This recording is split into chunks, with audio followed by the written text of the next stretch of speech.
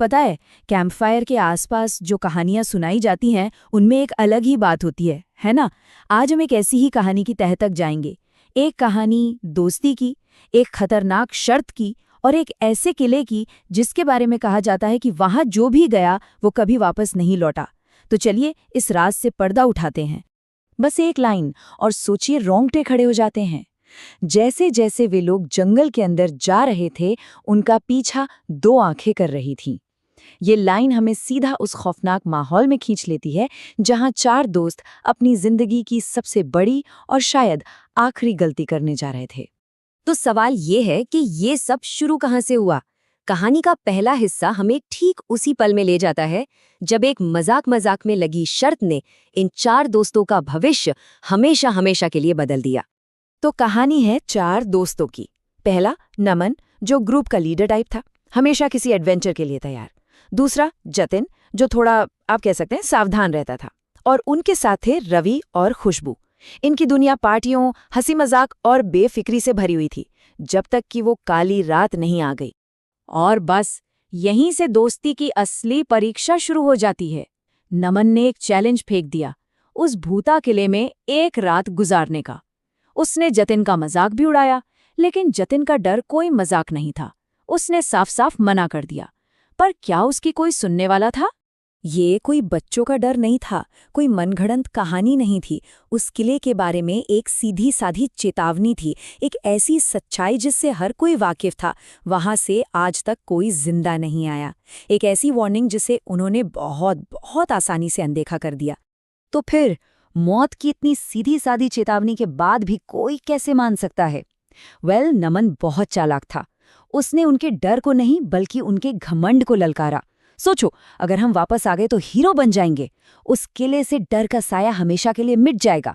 और बस इसी लालच ने उन्हें अपनी मौत की तरफ खींच लिया। तो नमन की बात काम कर गई।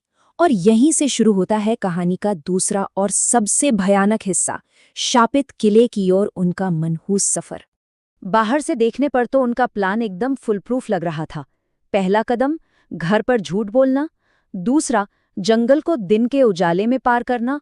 और आखिर में पैदल किले तक पहुंचना। हर कदम बहुत सावधानी से उठाया गया था, पर उन्हें ये नहीं पता था कि वे सावधानी से अपनी ही मौत की तरफ बढ़ रहे हैं। और सफर के दौरान ही खतरे का पहला इशारा मिलता है। जतिन की ये बचकानी हरकत, चलती गाड़ी से लटककर पेड़ों को छूना, सिर्फ एक खेल नहीं था। ये उस लापरवाही का एक छोटा सा नमूना था जो उन्हें ले डूबने वाली थी। और फिर उन्हें मिलता है पहला असली अपशकुन, एक ऐसा संकेत जिसे अगर वे उस वक्त समझ जाते तो शायद आज जिंदा होते। सोचिए वो सीन, जतिन जैसे ही गाड़ी में वापस बैठता है, नमन की चीख निकल जाती है। जतिन के कपड़ों पर हर तरफ खून ही खून था, पर कहाँ से? जतिन खुद हैरान था, उसे तो कुछ याद ही नहीं था। खून? कहाँ है खून? उसका ये सवाल बस हवा में गूंजता रह गया।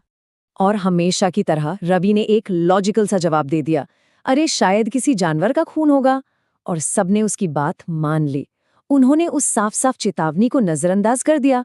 और यही उनकी जिंदगी की सबसे बड़ी और आखिरी गलती साबित हुई। अब कहानी उस मोड़ पर आ जाती है जहां से वापसी का कोई रास्ता नहीं था। किले में कदम रखते ही वो बदलना शुरू हो गए। वे अब पहले जैसे इंसान नहीं रहे। किले में पहुंचते ही एक बहुत छोटी सी चीज, एक कील, खो जाती है।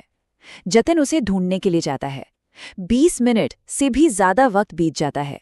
और जब वो लौटता है तो वो जतिन तो था, पर अब वो उनका दोस्त जतिन नहीं था। नमन ने ये बदलाव फौरन पकड़ लिया।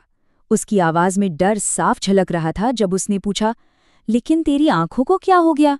बदलाव डरावना था। जतिन की आंखें एकदम लाल चमक रही थीं, जैसे उन आंखों के पीछे कोई दूसरी चीज झांक रही हो। और ये तो बस शुरुआत थी। थोड़ी ही देर बाद खुशबू लौटी और उसकी आंखें भी ठीक वैसी ही लाल और खाली थीं। ये एक बीमारी की तरह था जो एक एक करके सबको अपने कब्जे में ले रहा था। और अब कहानी का आखिरी और सबसे दहला देने वाला हिस्सा। मौत का घेरा पूरी तरह कस चुका था और अब आखिरी बचे हुए इंसान को सच्चाई का सामना करना था। जब रवि भी वापस आया तो आग के चारों तरफ एक अजीब सी भयानक खामोशी थी। नमन इस चुप्पी से घबराकर जब जाने लगा तो वे तीनों एक साथ उसकी ओर मुड़े। उनके चेहरों पर मुस्कान थी, लेकिन वो इंसानों वाली मुस्कान नहीं थी। उनकी आंखें खून की तरह लाल थीं। उसी पल नमन समझ गया कि वो अकेला है और उसके दोस्त अब उसके दोस्त नहीं रहे। लेकिन कहानी यहीं खत्म नहीं होती। असली खौफ तो सुबह होने पर सामने आया, खून रहित लाशें और एक भयानक खोज के साथ। अगली सुबह किले का चौकीदार उस भयानक सच का पहला गवाह बना। 4 दोस्त, 4 लाशें, किले और जंगल में अलग अलग जगहों पर बिखरी हुई। एक ऐसा नज़ारा जिसने शायद उसे हमेशा के लिए बदल दिया होगा। लेकिन कहानी का सबसे डरावना, सबसे अजीब राज तो पोस्टमार्टम रिपोर्ट में था। उन चारों के शरीर में खून की एक बूंद भी नहीं थी। ऐसा लगा जैसे किसी चीज ने उनका सारा जीवन ही सोख लिया हो। ये एक ऐसा रहस्य है जो आज भी उस किले की दीवारों में गूंजता है और एक ही सवाल पीछे छोड़ जाता है, उस रात वहां असल में क्या हुआ था।